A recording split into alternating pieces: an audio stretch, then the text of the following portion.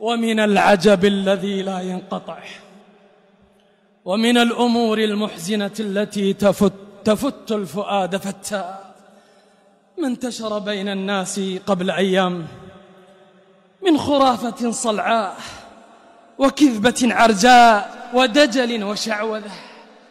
خرافة الشعرة التي يجدها الناس في المصحف، حتى قالوا أنه من فتح المصحف فإنه سيجد شعرة في سورة البقرة في صفحة كذا، فليأخذها وليضعها في الماء ثم ليشرب هذا الماء فإنه شفاء له من هذا المرض ومن هذا الداء. إنا لله وإنا إليه راجعون. والله عباد الله ما أدري ما أقول، ولا أملك إلا أن أقول اللهم لا تجعل مصيبتنا في ديننا. إلى هذا الحد وصل الجهل بنا أمة الإسلام.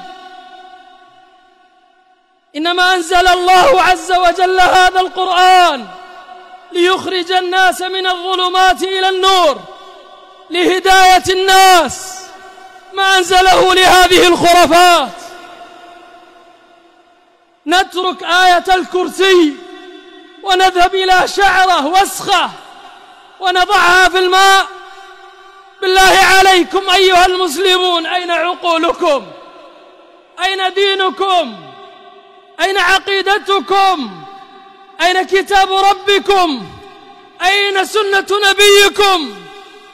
والله وبالله وتالله إن الإصابة والمصيبة بهذا المرض لهو أهون مرات ومرات، ولا يقارن، والله لا يقارن بالإصابة والمصيبة في الدين والعقيدة، لا والله.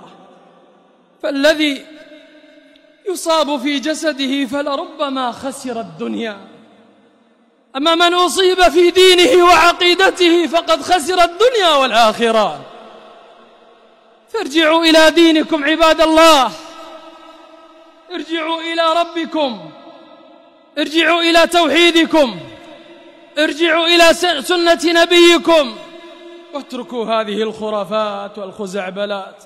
اللهم لا تجعل مصيبتنا في ديننا.